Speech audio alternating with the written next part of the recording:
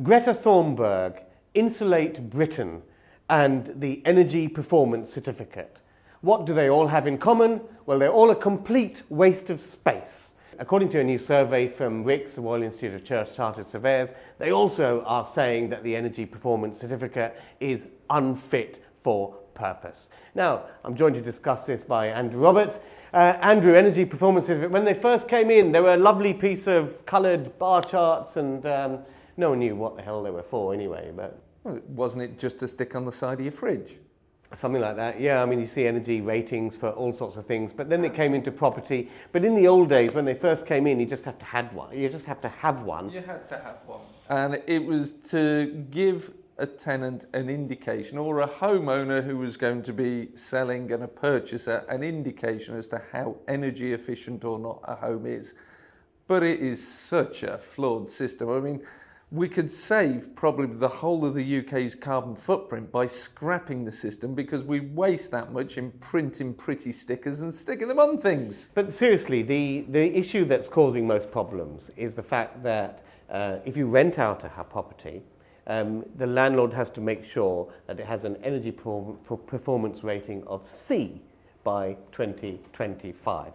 That is a little bit of an issue, because it means that a whole bunch of properties, older properties, need to be upgraded, and it might not be economically viable.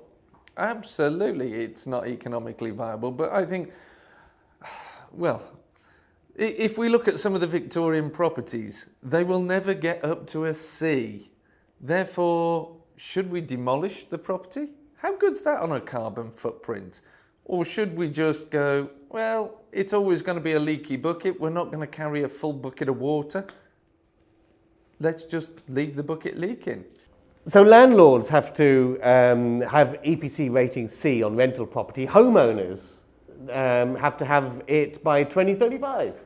That's right, and it's a completely unbalanced playing field. And it was interesting, a Halifax report actually stated 60% of properties, 15 million of them, will not meet that grade. No, but look, I'm sitting in my own home. I'm not having someone come around and give me... Who's going to force me to get an EPC certificate? I understand it if I'm renting it out, or if at the point I'm selling it. But if I'm just living in my house at 2035 and I choose not to do anything, who can force me to have an EPC certificate and then force me to upgrade? Well, I think immediately off the top of my head, two instances strike my mind. The first being, if you have a mortgage and you want to refinance, what you will find is your lender will say, can I have your EPC certificate? Oh, sir, it's not a C. Unfortunately, we can't offer you a mortgage. I think the second instance will be when you come to sell your home, and if your property does not meet a C or above, you will find that it is very difficult to sell, or you have to sell at a discount. We'll get back to the video in just a moment. What is the most exciting opportunity in property right now? And that is repurposing defunct commercial buildings to residential use. Now, most people don't really know where to start, what to look for, and how to exploit these opportunities. And that's why I've prepared 90 minutes of free training for you to get you started on this wonderful journey. You can register for this free training at property-workshop.com. Join me on that free training, and I'll leave you to enjoy the rest of the video. What I think we're seeing here is, you know, the Greta Thunbergs and the Insulate Britain, they've come along and kicked a little bit of a fuss. So what the government have done is say, we're doing something about it, but we will fix the date that we're going to do it by way after the time we're going to come out of power. And whoever is in power, if they actually let these rules happen, it's electoral suicide. And I think what we're doing is we've got this 2035 one. That's too far down the road for people to worry about now. But if we look at the 2025 one, there's already a crescendo building up. There's, you know, the RICS people have got in there and saying it's unfit for purpose. And I think more and more, particularly as they realise that some landlords are selling up because it's unviable to keep an EPC rating C property, that this will be scrapped. I think there's a good probability it will be amended or scrapped. What I see, and going back to the RICS report, what they're saying is the system itself is flawed and unfit for purpose. And The system is crap. I mean, look, I mean, you can pussyfoot around with all these words. I mean, the other thing is, right, you have to get a new EPC certificate every 10 years. So we've got EPC rating C on some flats that we've converted 10 years ago. Now, you go to get the EPC certificate today, and what got a C certificate 10 years ago is now doesn't make the grade because they keep changing all the rules. So how much can you keep on, fundamentally upgrading and redecorating and all of this simply because the rules, the goalposts move all the time? Well, I think this comes back to where the goalposts were set. And if we look at the process here, you have an EPC assessor. They're paid around 40 to 50 pounds to do an EPC certificate for you. So let's work that out. That's about maximum an hour's work to take into account travel time, sitting down at a desk, filling it all in afterwards. So you're not going to get much. It's reliant on a piece of software that they use. There are different companies providing the EPC software, and all of them work slightly differently because it's all based on an algorithm.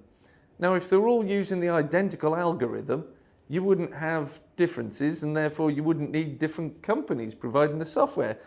But it then details down into things like, what appliances have you got? Now, if you've got a new piece of technology and their software hasn't recognized it yet, it doesn't appear. So the assessor's sitting there going, pick that one on the list. And you end up with a fudged EPC.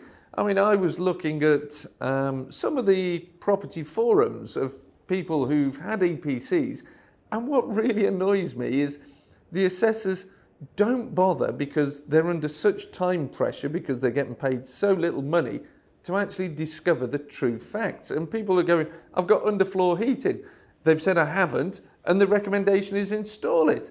They're also recommending I install £5,000 worth of solar panels so the tenant can save £40 a year. It doesn't make sense. The payback's 100 years. No Why one's would I looked do into it? this, and there's so many anomalies. The other issue, of course, we can go on this all day. But for example, if I build a block of flats, which I do, you get building regulations. Now, when you conform to building regulations, bang up-to-date building regulations, they're different from what you need to do to achieve EPC rating C. Yeah. So if you are developing a block of flats and you're looking to sell them on, then you're going to make those flats to building regulations and sell them on. But if someone's buying that flat and they want to rent them out, they may have building requirements, but there was no requirement on the original developer to have done them to EPC rating C. If you're developing a block of flats to rent out, like we do, then you have to be doubly sure, because it's not just complying with building regulations. You have to go a step above to make sure you comply with EPC rating C. Otherwise, you'll have to completely renovate the flats in 2025 to meet that rating. It's a balmy system. And it's a broken system, and the irony is RICS is a professional body, property experts, and they're sitting there telling us that this does not work as a system. Now, I think if government should listen to anybody, they should either listen to you and I on this YouTube channel. And they should subscribe. If you're in the government, subscribe, hit the bell icon, because we put out plenty of videos each and every week. Or they should follow the RICS advice and scrap the system, because it is not fit for purpose. And the purpose being to make sure homes are energy efficient. It doesn't do that, it's not joined up, it's tick box. What it will do, though, is diminish the housing stock. It'll diminish the private rented stock, because landlords will sell up because their properties are not worth upgrading, because they're too old to do so. Well, we have seen this in the north of England, where houses are worth £35,000, £40,000, and the cost of upgrade is £10,000. It's 25% of the cost of the property. It's not economic, and when you go for a remortgage, it hasn't uplifted the value by 25% either. What's your experience been with EPCs? Let us know in the comments below. Do you think it's a perfect system? Are you happy with it, or do you think it should be scrapped? Let us know. And if you haven't already been to the Baker Street Property Meet, Ranjan Bhattacharya and myself, we co-host the Baker Street Property Meet every month, the last Wednesday of the month, where we bring you tip-top, cutting-edge knowledge on the property industry. All of the content is unique and you can network with 300 plus property investors every single month. And you don't need an energy performance certificate to turn up. You just need plenty of energy, and you need to grab your ticket at thebakerstreetpropertymeet.com. It's the last Wednesday of each and every month in central London. Join Andrew and myself and 300 other property investors. See you guys there. High streets across the land are changing forever. Basically, there's an oversupply of retail premises. Shops are closing down, more are going to close down in the future. The government know this, and that's why they're introducing a light touch planning system which allows small developers to easily repurpose these buildings to residential use under a light touch planning regime called permitted development. Now, this is going to be the biggest revolution and the biggest change and the biggest opportunity for property investors that I've ever seen. And this is all coming into effect on 1st of August. So you need to know what's happening and what properties to look for to take advantage of these opportunities so that you can get in there and take that first mover advantage. I've got a 90-minute free masterclass to get you ready for August the 1st. Make sure you join me, click the link below. Whether you're a beginner or expert, we'll get you started.